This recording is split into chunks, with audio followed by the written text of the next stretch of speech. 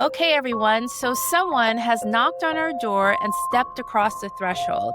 As a house guest on the podcast, he's crossing from the normal world into our haunted house. Welcome to the Looks Creepy Cool podcast, part of Haunted House FearFest.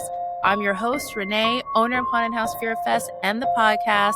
And tonight, I'm joined by Nicholas McDonnell, game developer of Crabmeat, which is officially selected for Haunted House FearFest. Together, we'll wander from room to room through the haunted house and uncover what makes this game so creepy cool. So let's step inside. Nicholas, how are Hey, you? I'm From good. Australia. Yes, good morning from Australia. It's our Sunday here. It's your Saturday night, I believe. Yeah, Saturday night for sure. So, but yeah, good morning, and thank you for joining the podcast and everything. I'm super excited. And I've been doing I'm going to show a teaser of the game, and before we do, I have done some research on you, and you're quite impressive. I read that you're a managing director of Samurai Punk, or co-director. You founded search like anywhere from multidisciplinary development, design, programming, 3D artwork. So if you can just tell us about yourself and then we'll go into the game. I mean, I'm just so impressed with your background. Sure, yeah. I've been doing indie games for, I guess, nearly 13 years now. So I started, I have a very boring origin story. I started at university after finishing school, and then I started a studio immediately after. And that studio was Samurai Punk, which you mentioned. And we made about 9 commercial games at Samurai Punk before closing in 2023. And since then, I've gone solo, and mostly solo. I'm still working with other people. But yeah, across that, we did console PC games, branching through every genre from political satire to online multiplayer FPS games to relaxing MMOs. We did quite a lot. Wow. So how did you get into horror, I guess? Well, I had the idea to make Crabmeat actually back at Samurai Punk. And it was just one of those ideas that didn't quite fit the team we had at the time. And it didn't fit everyone's aesthetics or vibes. Like, I wanted to make something kind of crusty and kind of small and lo-fi. And we had just wrapped up making Killbug, which was also kind of a mostly solo project. And that was about, obviously bugs, not crabs, but there's a through line of... Well, bugs are scary to bugs me. Are scary, so, yeah. Well, that was why I made that. So Crabmeat, it was just like playing with it in a space that I wanted to try. Like I said, we've done so many different things. So Crabmeat was an opportunity to try horror. It was an opportunity to try writing and doing narrative for myself. Normally I worked with other people on that. And yeah, like I said, since going solo, I would be doing nearly everything myself, which was confronting, but it's been a cool experience. Yeah. I like the word you say. It's what'd you say? Comforting? Confronting.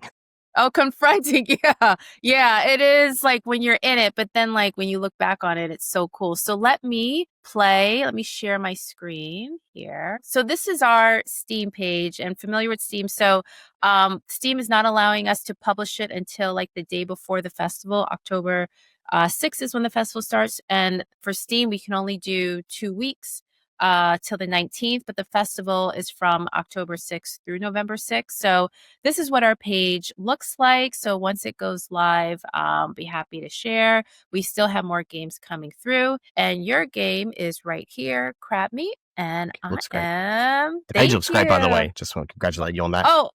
Oh, awesome. I have a wonderful social media manager. I had an idea and she just killed it. So thank you so much. I'll tell her that. She'll be super excited. So I'm going to play the teaser right now. Wow. Yeah, like the music literally just took me away when I first saw the teaser and heard it. It's amazing. First off, being like stuck in the water, that's like another thing I wouldn't want to do ever. And then the crabs on top of that. So like, how did you pick the music? Like, how did you come up with the concept per se? And also like, how long did it take for you to delve into that recipe of fear now that we're in the creepy kitchen? So I'll start with the game itself and then the music afterwards. I started, like I said, I actually had the idea back in, I think, 2024, maybe 2023. And at the time, it was actually, it was going to be more like a Five Nights at Freddy's type thing, where you were remote controlling the ship and there were going to be multiple people on the ship. And it slowly transitioned into this more first-person thing because I've made a lot of first-person games. I have another unreleased first-person game that I haven't announced. So I've sort of been picking a lane in terms of, I guess, format of game. But the theme of like, it's this like Deadliest Catch, the TV show inspired setting of like crabbing is dangerous and scary on its own. The ocean is dangerous. The crabs, they can't really kill you. The real ones can't. These crabs definitely can. And I really like the idea, like, well, these like capitalists are harvesting stuff from the ocean, and you're getting the crabs are getting retribution on you for that. And then I found this like sort of feudal state setting to put it in, and obviously it's set in the sort of Antarctica, it's close to Australia, and it's like, what if Australia got way too big for its britches and expanded out? So that's sort of how I came to that point, and just being like, taking the thing that you're harvesting and making them the enemy. Made sense. And after making Killbug, I had a lot of technology for doing monsters that climb on walls and stuff. So it's only shown in the trailer briefly, but like those crabs can navigate the whole boat in any direction. They don't have to. Oh my God. Yeah. It's like alien crabs, but like times 10. It's crazy. And the player has actually very limited control. So it's first person, but it is a point and click. So you move only with the whole game with the mouse. So you don't have much, you have a lot of agency in that you can kind of go wherever you want and use things, but you don't have a lot of, it's not a power fantasy by any means. I'm trying to evoke that feeling of like a Resident Evil tank controls in first person, which has been one of the biggest like design challenges of the game for sure. And to jump to the music, so I mentioned this is mostly solo, so sound design and music is the one thing I am very bad at, and I'm very lucky to work with Mitchell Pasmans, who's on the Steam page, and he worked with me at Samurai Punk for about 5 years. He was doing all the sound music, so he did stuff for the Screen Sheet remaster, Feather, he did the Killbug soundtrack and sound, and he's like an excellent sound designer, sound engineer, and composer, and we have a pretty good working relationship, and our process is like I don't give him a pitch or like say like, oh, here's what you got to do. Mm-hmm. We just kind of discuss the game. We make sure we're all on the same page about what the game is, and he just does stuff. And like that, so I give him all the credit. Like that's his idea, all his like vibes. Wow. He's just sort of running with what he sees, But that's great. That means you guys have such creative energy and synergy for that, which is very hard to find. I want to go back to like your monster analogy. Like you have not analogy, but you say you have monster technology. Oh yeah. What do you mean by that? Oh, so it's specifically like the way the navigation for the AI, enemy behavior, that word is kind of tainted now. The enemy's path around the environment. So they use a mix of traditional navmesh pathing and sort of a dynamic omnidirectional. They can go upside down, they can go up walls. Yeah. They don't get on the boat by just like appearing on the boat. They'll climb up the sides. Oh my God. So I'm not a very scripted designer. Like I don't build stuff to be very event driven. It's more systemic and gameplay oriented. So there's a lot of scenarios where you'll encounter something I'll never see because of just the way that the AI behave and the way they interact with the player's position or decisions the player makes. Well, the way this world is going, if that world of yours ever happens, I do not want to be the one in that world. No, neither do I. I just no, it's like pretty crazy. I mean, particularly like I said, like the water and everything. No, that's wow. That's amazing. So like when you had the concept and when you put everything together and testing everything out, like I know you said like 23, 24 or 23, 2022. Well, yeah, so I didn't start making until this year. I started in February. So I had what? Yeah, so I had a big project I was working on that I was trying to get financing for, like, traditional games funding. That's how indies kind of go. And it just wasn't coming together for whatever reason. So I had this as like a small side thing to do to build up skills and because that was with a team and had like government funding support. So this was, just a little thing. And, it's kind of ballooned out into it's a will of its own, and it's going to come out before the other game for sure. Wow. But like, so before we get to the other game, that's pretty impressive. So how many hours, you said that was just a side thing, but how many hours did you put in? Yeah. So it's been full time since the start of February for me. And then Mitch has done a few, I don't know, maybe like 2 months of work on it. Yeah. Wow. That's impressive. February and then till now. That's impressive. So like we're going to enter into the Library of Shadows and like with the story elements and everything else that we just briefly saw on screen. Like, what was your origin or of horror that really delved into this type of concept? Well, I have a weird background, I think, for this sort of genre of games, in that I don't really play a lot of horror games. I play more horror games than I watch horror media though. Okay. Because I find the fact that you have agency in a game a lot more empowering, and I don't feel as scared. I'm not just a wimp. I just can't handle anything. Oh, really? Yeah, total wimp. Yeah. No, that's amazing. And you created like a survival horror game. Yeah, I can't do it. Yeah, I'm much more. So I mean, Crabmeat for like tonally is definitely, it's survival horror in mechanics, and then but in tone, it's definitely in the psychological atmospheric horror. There's a lot of downtime where stuff's we're just letting you breathe, for better or worse. Yeah. And I've played a lot of stuff, but there's no game. I mean, like, there's the obvious Iron Lung comparison, and I've played Iron Lung. Mm-hmm. I think it actually is closer now playing it to Threshold, though. Another recent indie title. It's interested in similar things, I think, to that game. Whereas Iron Lung is very much this like really scripted short experience that's about high impact moments. In like an hour and a half, the whole thing's done. It is a little longer. It's a little bit more mechanics driven. It's a little bit more systemic. And again, from my background as a gameplay designer, primarily at Samurai Punk, if I was in charge of one thing, it was gameplay and like game feel and things like that. So that's my wheelhouse is gameplay, not narrative, not experience. So everything kind of comes out of it. Okay. No, that's right. So how long have you been a game developer? Like, I know you mentioned like 10, but like when you were a kid, did you always like love games and you just like stuck with it? Loved games. Or did as you a have kid. a journey? Yeah, I definitely loved games as a kid, but I wasn't making games as a kid. The tools, I mean, when I was growing up, I had a computer, but the tools just weren't very good. I think I installed Unity on my computer once in high school. Really? But I didn't, I just was like, this is too hard because I'm not a programmer. So Right.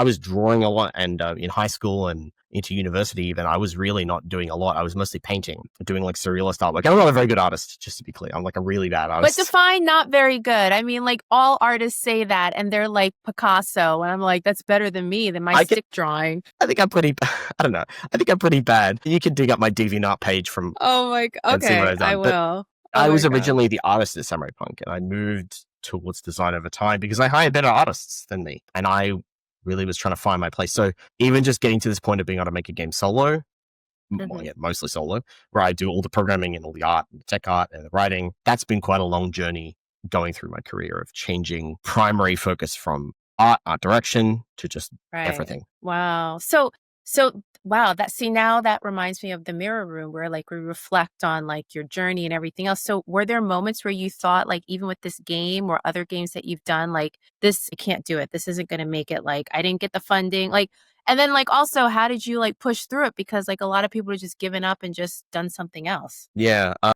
On this project, there's definitely hit a slump. It sort of transitioned from, it was meant to be done in about 3 months or 2 months. It was meant to be a really small thing while I waited for this other project to happen. This other project just never happened. So I came to sort of this realization that one, this other project is not going to happen. And this project is good. I was playtesting it. It's good, but it's going to take way longer than I thought. 3 months is going to be more like 9 months to a year. Maybe longer, it could still get bigger if games go like that.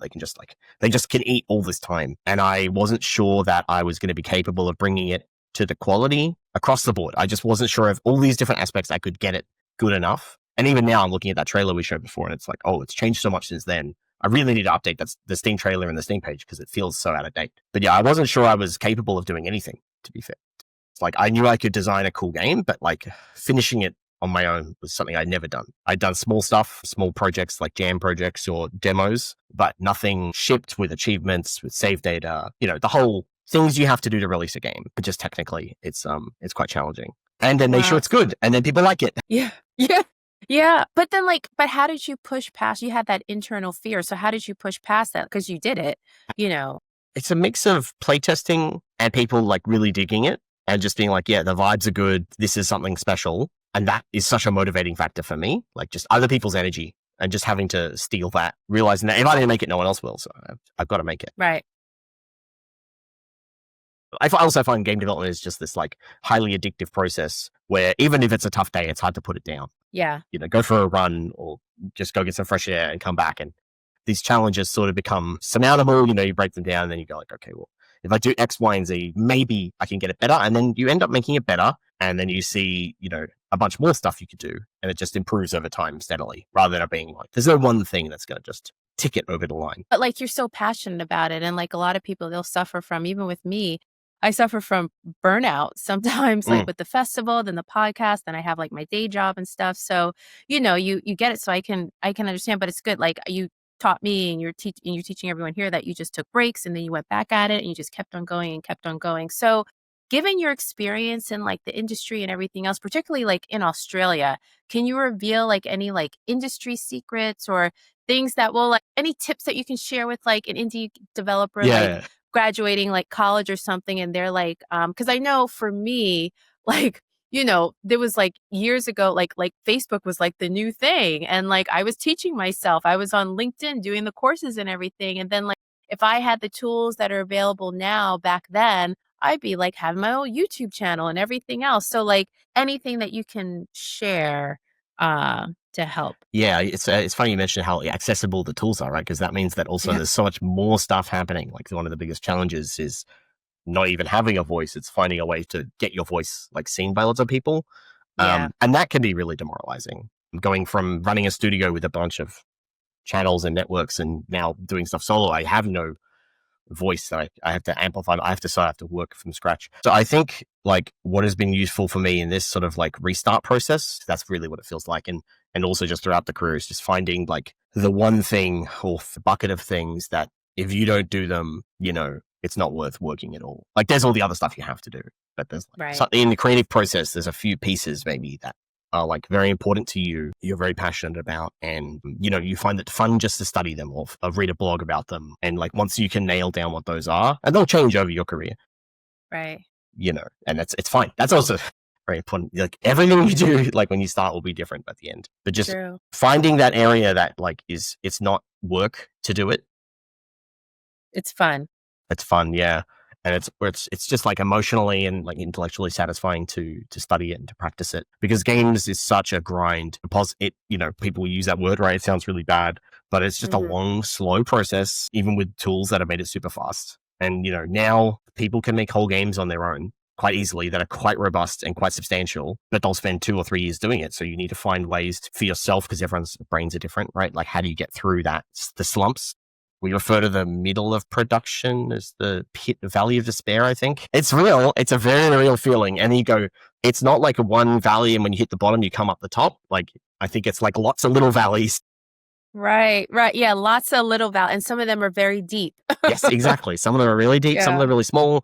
And yeah, having that sort of backing can help you jump out of them. So how do you, I guess, like, what are things that you do? Like, I know you say you go for a jog or run or whatever, but like, what are some things you do outside of gaming and developing and everything else just to keep yourself sane through all this? Yeah, I read a lot of books and downtime. Which ones? Mostly older books. I mean, I'm reading, what am I reading? I'm reading Ursula K. Le Guin's Dispossessed at the moment. It's really good. Oh. So I've only started reading sci-fi in the last like couple of years though. Okay. Mostly used to read like Kafka or Tolstoy or like Russian and German old novelists. Oh, nice. Yeah. Nice. This definitely informed my work. And that I cook a lot. Alcohol's helpful.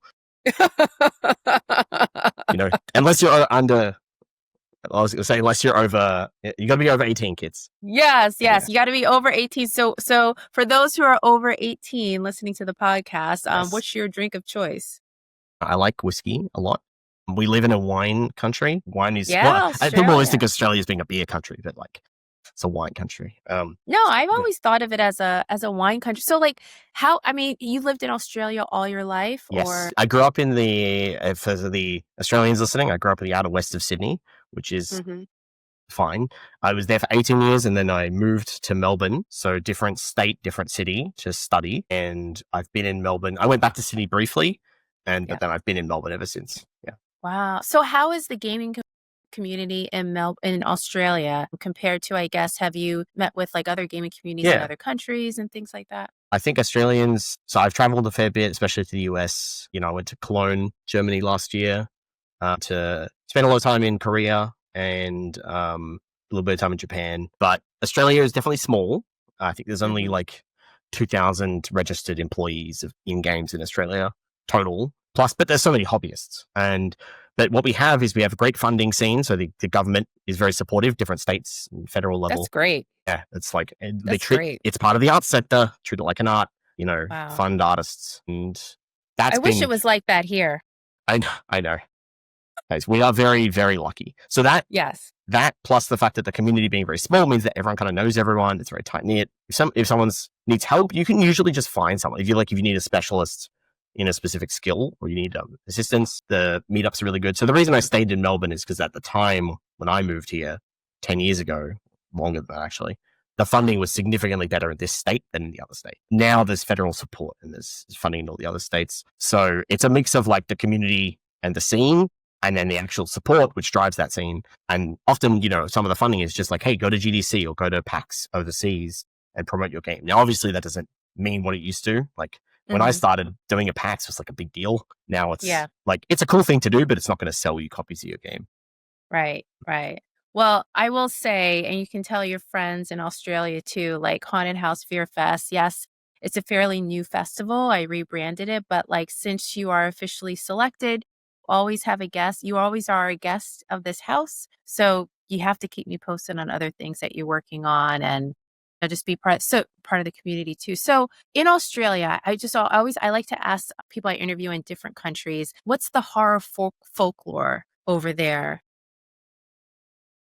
That's a good question. I mean, I haven't seen it, but the movie Babadook is fairly famous. Yes, right? I've seen it. Yes. I saw it twice. I love that movie. It came out I think it was 10 years ago or something. Well, I can't remember. It's a bit more realistic, but like Wolf Creek is iconic as well. And I think that's Heard of the Wolf real scares, right? Is like you're driving in the middle of nowhere, because Australia is really, it's really hard to underemphasize how much Australia is just like 4 cities, like 4 cities in a country the size of the United States, right? And 28 million people living in a couple of cities, and then there are people living elsewhere, but it's really empty. Wow, that sounds like the zombie apocalypse, the way you just described it in a bit.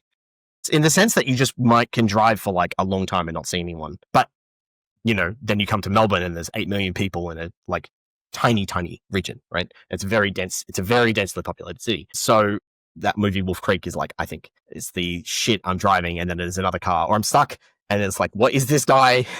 And what is he going to do to me? That's a real fear. And I think that's why it resonated a lot here, and it works well overseas as well. It's got this like Texas Chainsaw Massacre kind of feel to it, right? Like you're in the sticks, creepy. You don't know what's going to happen. Yeah, no, that's creepy. And only advice I have is just stay in your car. If it runs out of gas, just stay in your car. Yeah, it's hot, but it's like 40 degrees. You got to get outside and get some air. Yeah, well, you just gotta stick with it. I don't know, but wow, that's scary. So with everything that you have going on, we're gonna move into the attic, and the call there is like, what's really pushing you forward?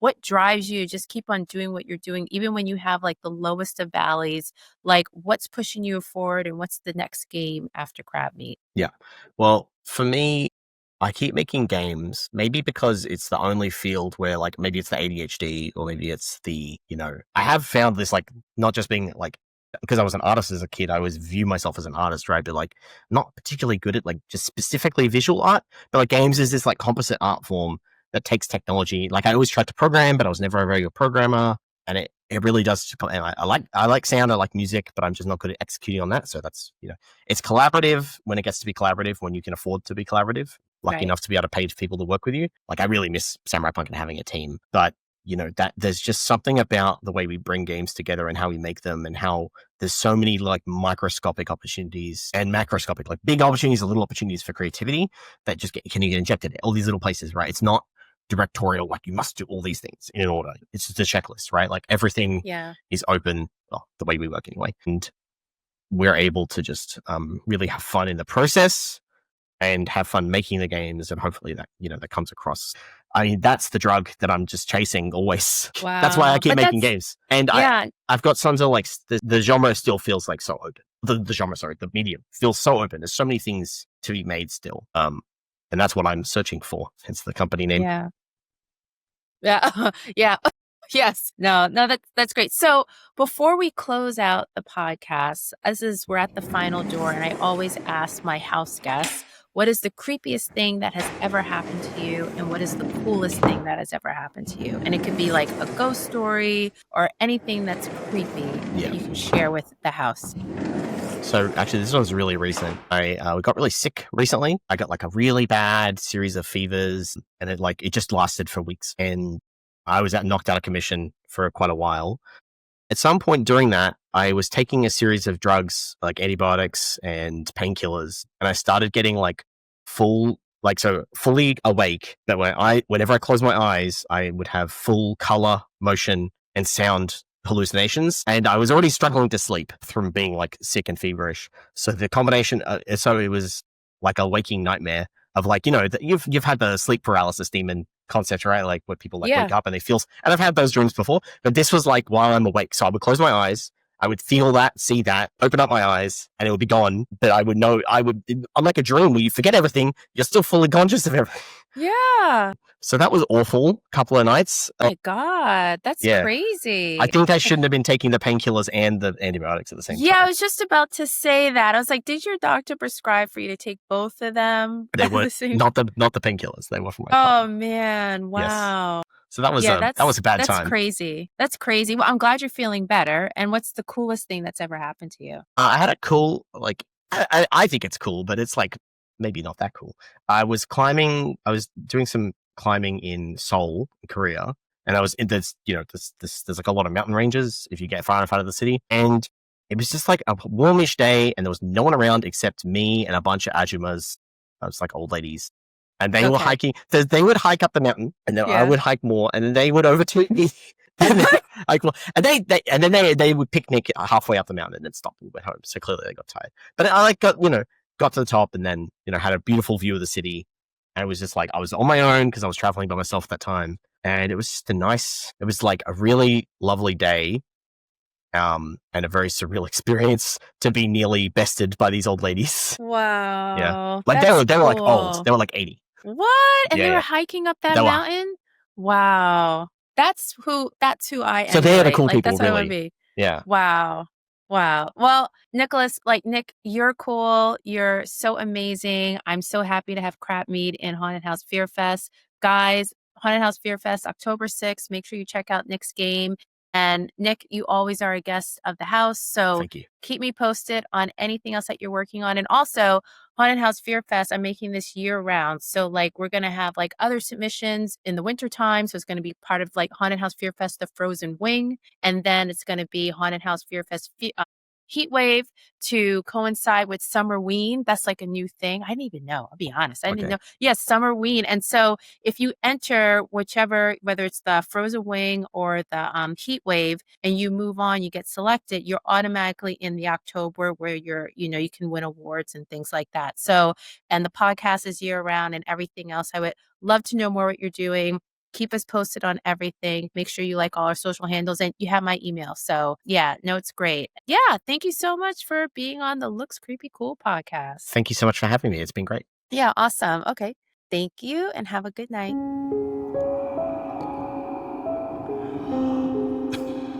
Want more chills and chatter?